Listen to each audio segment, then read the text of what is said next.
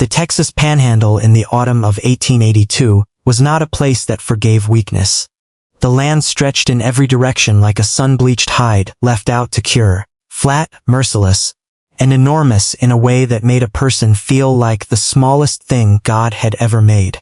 Clara Jennings had been walking for 2 days. Her boots had split at the left heel, somewhere back near the dry creek bed, and every step she took now drove a ridge of cracked leather into her ankle. She had 11 cents in her coat pocket, a carpetbag with 2 dresses, a tin cup, and a Bible that had belonged to her mother. She was 24 years old, 7 months with child, and she had nowhere on earth to go. The town of Holtz Creek had turned her out that morning. She hadn't done anything wrong. Not by her own accounting, but the boarding house widow, Mrs. Crale, had discovered that Clara's husband was not coming back, that he had in fact never intended to come back, that Daniel Jennings had been collecting a salary from the Holtz Creek land office, borrowing money from 3 separate ranchers, and keeping a woman in Amarillo, all at the same time. When the law finally caught up with him, he'd skipped to New Mexico before the first rooster crowed. He'd left Clara with an unpaid week's rent, a name that was now synonymous with thievery, and a baby growing in her belly that had no idea what kind of world it was being born into. Mrs. Crale had not been unkind. She'd pressed a $50 into Clara's hand before she'd sent her out, but the town's mind was made up. Nobody hires a liar's wife. Nobody rents a room to a disgraced woman with no references and no money. And nobody, in Holtz Creek, Texas, was willing to be seen offering charity to someone who reminded them they'd been fooled. So Clara walked. The wind came in from the northwest and smelled like iron and coming rain. She shifted her carpetbag from her right hand to her left and kept her eyes on the road ahead, a 2-rut wagon trail that disappeared into the gray distance. On either side of her, short buffalo grass rolled in waves and the occasional mesquite tree hunched low, arms twisted, as if it too had given up expecting anything good. She almost missed him. He was lying face down in the ditch at the side of the road, one arm stretched out, one beneath him, his hat crushed under his cheek. She might have taken him for dead, and she nearly walked past him, but his fingers twitched when a gust kicked up a sleeve of dust across his face. Clara stopped. She looked ahead down the road. Nothing. She looked behind her. Nothing. She looked at the man in the ditch. He was big, even flat on the ground she could tell that much. Wide shoulders, worn canvas coat, boots that had seen 10 years of hard use. His hair was dark and matted with something that could only be blood along the left side of his head. "Mister." She crouched awkwardly, one hand on her knee. "Mister, can you hear me?" A sound like gravel shifting in a dry pipe. Not words, but breath. She looked around again. The sky to the north had gone greenish-gray, the particular color that old settlers called a warning color. Rain was coming, hard rain, and she was in the open with nowhere to go, and a half-dead man in a ditch. Clara set down her carpetbag, took a breath through her nose, and got to work. It took her the better part of an hour to get him on his feet, and even then he wasn't so much standing as leaning, a full, dead weight of a man, using her left shoulder like a fence post. He was conscious enough to move his feet when she told him to move them, and that was the most she could say. He'd muttered something twice. The second time she'd caught it.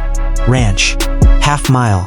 East. She turned them east. The rain came before they reached it, sudden and silver and mean, sheeting sideways across the flat ground in gusts that tore at her hair and soaked through her coat in minutes. By the time the fence posts appeared out of the gray, Clara was shaking, and the man's weight had increased with every step, as if his boots had filled with water. The ranch was nothing grand. A main house built from rough timber and stone, with a covered porch that sagged on the right side. A barn beyond it, doors standing open and banging in the wind. A chicken coop with no chickens. A water pump with a broken handle leaning against it like a drunk. But it was shelter. She got him to the porch steps. She got him through the door. She did not get him any further than the front room floor, where he went down with a sound like a tree falling. And she had to jump back to keep her feet from being pinned. The room smelled like wood smoke and something sweet, cornbread maybe, from hours ago. The fire was down to coals. Clara straightened up, breathing hard, one hand pressed to the small of her back. Two girls stood in the doorway to the back hall. The older one was perhaps 9, with her father's dark hair and a face that had been recently crying and was doing its level best not to cry again. She was holding the younger one's hand, maybe 5 or 6, round-faced, enormous brown eyes fixed on Clara, with the focused intensity of a creature deciding whether to bolt. "Is our papa dead?" the older one said. "No," Clara said, "but he's badly hurt. I need hot water and clean cloth. Can you help me with that?" The older girl looked at her father on the floor. Then she looked at Clara, at the soaked coat, the split boot, the belly that was impossible to miss. Something shifted in her face. Some calculation made and resolved. "I'm Nora," she said. "That's May. The water's on the stove. I'll stoke it up." His name was Holt. Wade Holt. And yes, she'd gathered from Nora's proud explanation that his grandfather had given the town its name, which made the family something in these parts. Or had been, once. He had a gash along his left temple that had clotted but would need cleaning. 2 broken ribs on his right side, she was nearly certain. She'd felt the way he flinched when she moved him, and the shallow way he breathed, and a fever that crept in overnight like a slow fire, burning hotter by the hour. Clara had not slept. She'd settled the girls in their room, stoked the main fire, boiled water, cleaned the wound as best she could with the carbolic soap she'd found under the kitchen shelf. Thank God for that. And spent the dark hours doing what her mother had taught her. Wet cloth on the forehead. Small sips of water when he could take them. Talking, sometimes, because her mother had sworn that the sound of a calm voice was the best medicine for a fever that didn't know yet which way it was going to break. She talked about nothing important. The rain. The way the wind had sounded on the road. A recipe for vinegar pie her mother used to make. Things that had no weight, he spoke in the fever. Not to her, to someone else. Someone named Ruth, in a voice so different from his daylight voice that it took Clara a moment to recognize it as him. Soft, full of an ache so old, it had gone quiet. "Ruth, I told the girls, they know. I told them you'd want them to keep on." A pause. "Rain on the roof. I don't know how, Ruth. I don't know how to do any of this without you." Clara sat very still and let him talk to his dead wife in the dark, because there was nothing else decent to do. By morning, the fever broke. He lay pale and soaked with sweat but breathing steadily. His face relaxed in a way she hadn't seen while he was awake, the hard lines of it smoothed out, younger looking. She changed the cloth on his head and sat back in the rocking chair and let her eyes close for 20 minutes. When she opened them, he was watching her. His eyes were gray, sharp, despite everything. "You're not from here," he said. His voice was rough as creek gravel. "No, who sent you?" "Nobody. I found you in the ditch." He was quiet for a moment, working something through. "My horse, I haven't looked. The girls are all right." Another pause. The coals ticked in the fireplace. "What do you want for this?" Clara looked at him straight. "Nothing. I needed shelter from the rain. You needed someone not to walk past you. We're even." He looked at the ceiling. Then, so quietly she almost missed it. "Nobody's even. Not out here." He was on his feet by the 3rd day, against her expressed orders and Nora's tearful protests, moving slow and careful, but upright. Clara had made no decisions about leaving. There was always a reason not to. The mud on the road, the girls needing a meal, the fact that Wade Holt moved like a man held together by stubbornness alone, and would clearly tear those ribs wide open if left unsupervised. She told herself she'd leave when the road dried. She told herself it every morning. On the 4th day, the rider came. She saw him from the kitchen window. A man on a pale horse picking his way through the gate, unhurried, the way men move when they believe the ground beneath them belongs to them. He wore a black coat and a hat with a silver band that caught the thin autumn sun and threw it back sharp. She'd never seen him before. But everything in her chest said, "Trouble." Wade saw him from the porch and went very still. In the way men go still when they've already decided to fight and are only waiting to see if it's necessary. The rider stopped his horse, a polite distance from the steps. He had a pleasant face, the kind that had probably been charming once and now had a quality like a blade that had been sharpened one too many times. "Holt," he said, "you're looking better than I expected." "Rourke," Wade's voice was flat. "Heard you had some trouble on the road." The man, Rourke let his eyes drift to Clara in the doorway. They stayed there a moment too long. Didn't know you had a woman here? What do you want? Rourke smiled. Just to remind you that the note comes due the 15th. That's 11 days, Wade. 11 days to come up with $400, or I take the north pasture like we agreed. He picked up his reins. Friendly reminder, neighbor to neighbor. He turned the horse and rode back through the gate, unhurried as he'd come. Clara watched until he was out of sight. Then she turned to find Wade watching her. How much do you actually have? She asked. His jaw tightened. That's not your concern. How much? A long pause, the kind that was its own answer. $60, he said. Maybe 65. That night, after the girls were asleep, Clara sat at the kitchen table, with Wade's ledger book open between them and a lamp turned up bright. She'd asked to see it. He'd refused twice, then handed it over with the expression of a man surrendering a weapon. She was good with figures.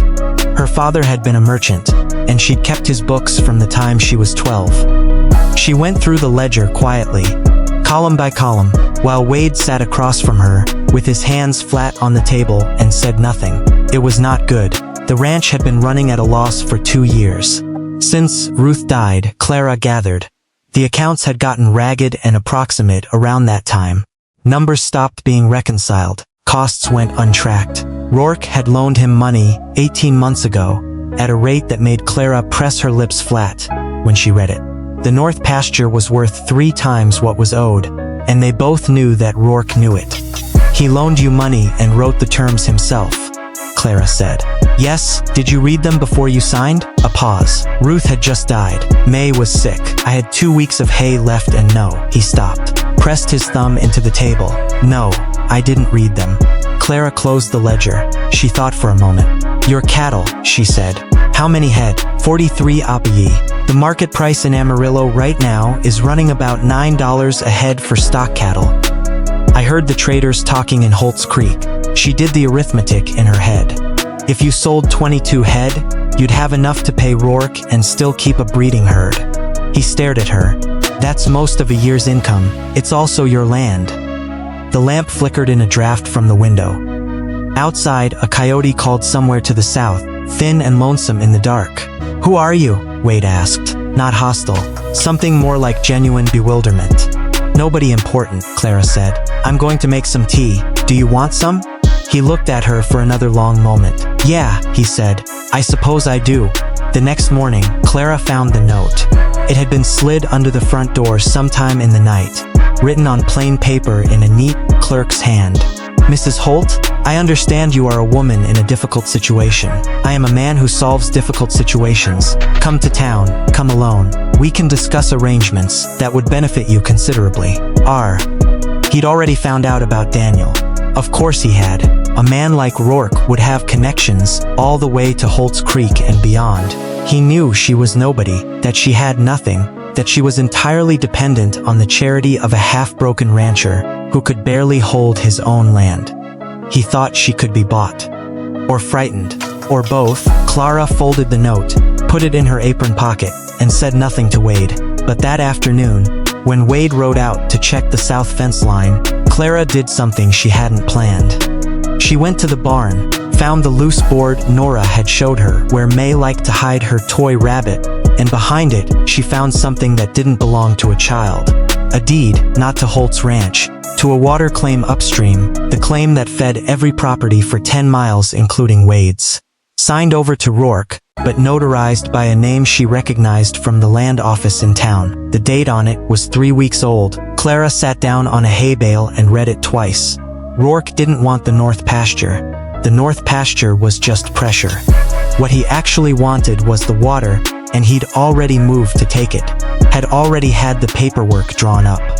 And when the drought that everyone said was coming did come, he would own the source of life for every farm and ranch in the valley. She put the deed back behind the loose board. Then she went inside and started cooking supper and waited for Wade to come home because she was going to need him calm and fed before she told him what she'd found. They went to town the next morning, both of them, leaving Nora with strict instructions and a loaded shotgun she already knew how to use. Wade had seen to that much. Clara had the deed in her pocket. Wade had his jaw set in a way that made the men on the street step back slightly when they passed. He was still moving with care, the ribs, the healing head. But there was nothing in his face that suggested pain. The county registrar's office was a single room above the feed store, presided over by a man named Gerald Pruitt, who had been in the job for 12 years, and had the expression of someone who had seen every possible kind of human dishonesty, and been disappointed by none of it. Clara placed the deed on his desk. She explained, precisely and without drama, what she believed it represented and how she had come to have it. Pruitt read it. He looked at the notary's signature. He looked at it again. "Where did you say you found this?" "In a location on the Holt property where I believe it was placed intentionally, hoping it would not be found until after the water claim had been formally entered into record." "Has this claim been filed?" Pruitt's eyes went carefully neutral. "I'd need to check the log." "Please do." He checked. It had not been filed. The paperwork existed, but the filing, which required a witness signature and a fee, had not yet been completed. "The question," Clara said quietly, "is who authorized the notary to sign it in the first place? Because if the water claim doesn't belong to Mr. Rourke, and the notary signed a fraudulent transfer, that would be a criminal matter," Pruitt said. He was now looking at her with an expression she recognized, the particular alertness of a man who has just realized that the woman across the desk from him is considerably more dangerous than she appeared. "Yes," Clara said, "it would." Wade had stood through all of this without a word. When they stepped back out onto the street, he stopped walking and stood in the sunlight for a long moment. "You've done this before," he said. "No," she said honestly, "but I watched my father deal with a man like Rourke once. I know what they're afraid of." She paused. "They're afraid of paper." Ironically, something moved in his face that she hadn't seen there before. They were 2 miles from the ranch when the riders came, 3 of them, from the east, cutting across the open ground, at a lope. Rourke was not among them. He would not dirty his coat for this, but his foreman Decker was, a man built like a fence post with a face like something left in the rain. "Holt," Decker said, pulling up. "Mr. Rourke wants a word." "Mr. Rourke can come himself." Wade kept the wagon moving at the same pace. One of the riders moved his horse sideways to block the road. Clara felt the moment change. Felt it the way you feel a storm before it arrives, in the pressure, in the quality of silence. She reached beneath the wagon seat with her right hand and found what she'd put there before they left. Wade's second revolver, the one he didn't know she'd taken. She didn't draw it. She just put her hand on it. "The woman found something that belongs to Mr. Rourke," Decker said. His eyes moved to Clara with a flat, appraising look. "She ought to return it." "I don't have anything that belongs to Mr. Rourke," Clara said. This was technically true. The deed was now in Pruitt's custody. Decker's jaw tightened. "Step down from the wagon, ma'am." "No." The word landed clean and quiet. No shaking it. "Miss Jennings? My name?" she said to Mrs. Holt. The silence that followed was the longest 2 seconds of her life. She hadn't planned to say it. She did not know where it had come from. She felt Wade go absolutely still beside her, felt the shift in his body like a change in the weather. But it worked. Because Decker hesitated.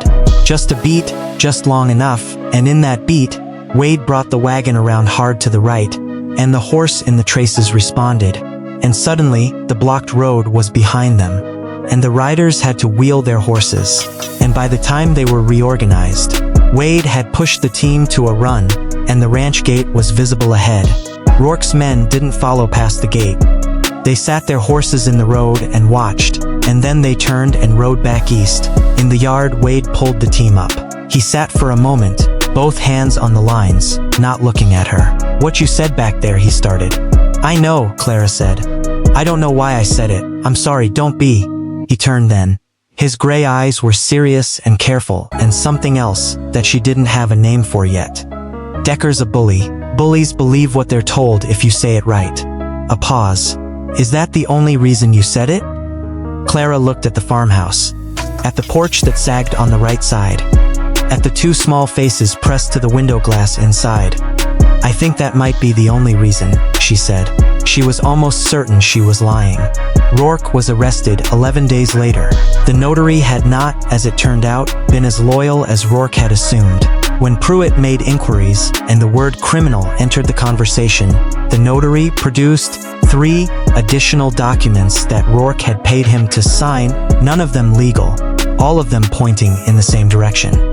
A man who had spent 2 years quietly papering over the ownership of half the valley, waiting for the drought, waiting for desperate men to miss their payments. The sheriff came from Amarillo. Rourke went in handcuffs. Decker was gone by morning. Wade paid his loan, the legitimate portion, with the sale of 21 head of cattle, not 22, because the buyer in Holtz Creek had offered $1 over market, and Clara had negotiated him up to 2.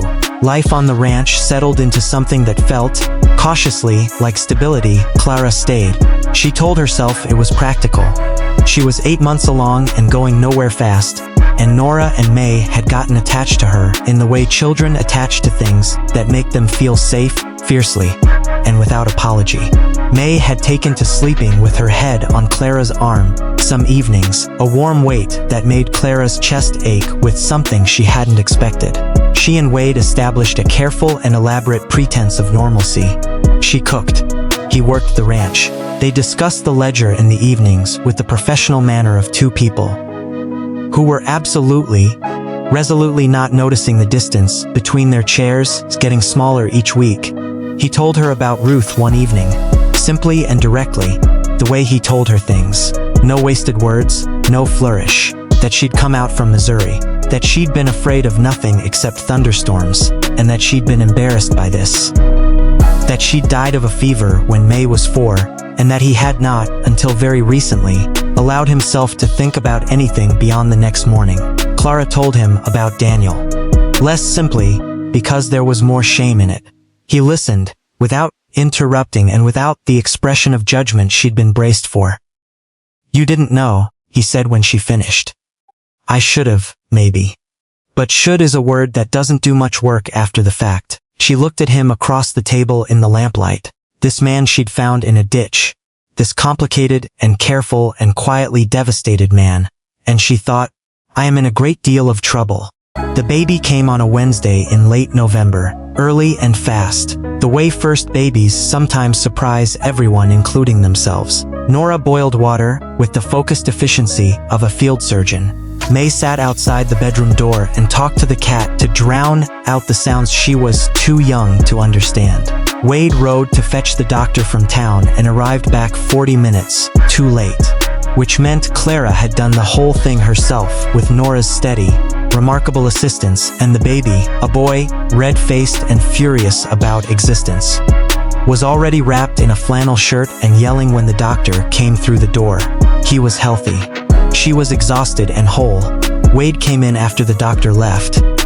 He stood at the doorway for a moment, looking at her in the bed, at the bundle in the crook of her arm, and Clara couldn't quite read his expression until he sat down in the chair beside the bed and put his elbows on his knees and pressed his face into his hands for a long moment. When he lifted his head, his eyes were wet and he seemed entirely unashamed of it. "I want to ask you something," he said, "and I want you to tell me if it's wrong to ask." Clara looked at him. "Ask, you said, back on the road that day, that we were even, that I didn't owe you anything and you didn't owe me anything." Yes, I want to change those terms." He said it straight, the way he said everything. "Not because you need me. I know you don't need me. I've seen what you can do when you need to do something." His jaw worked. "But because I'd rather face what comes next with you next to me than alone. And because my daughters have started to talk about you like you're already theirs." A pause. "And because I think I have been falling in love with you since you found me in that ditch and decided I was worth pulling out, and I'd rather you knew that than wonder." The baby made a small, decisive sound against her chest. Clara looked at Wade Holt, at his gray eyes and his careful hands, and the lines that grief had cut into his face and the way he was looking at her. like she was something that could still surprise him. Marriage, she said slowly, was never part of the deal. No, he agreed. It wasn't. A pause, but a deal, she said, can be renegotiated. Something broke open in his face. Not in a painful way. The way a fist opens when it finally has something worth holding. Nora appeared in the doorway, May a small shadow behind her. Is she staying? May asked. She had the directness of the very young and the very honest. Wade looked at Clara. Clara looked at the window, at the gray November sky above the Texas Panhandle, at the land that was not forgiving and never had been, and at this house that sagged on one side and smelled like wood smoke and cornbread and something that, she realized with some surprise, had started to smell like home. Yeah, she said. I'm staying. May made a sound of pure satisfaction and disappeared. Nora pressed her lips together in the way she had when she was trying not to smile too wide, which meant she was smiling enormously on the inside, and retreated with great dignity down the hall. Wade reached across and took Clara's free hand in his. His hand was calloused and large and entirely steady. Outside, the wind moved through the buffalo grass, and the land stretched on in every direction, and for the first time in longer than she could clearly remember, Clara Jennings, who would soon be Clara Holt, though they'd argue cheerfully about the timing for years afterward, did not feel like the smallest thing in it.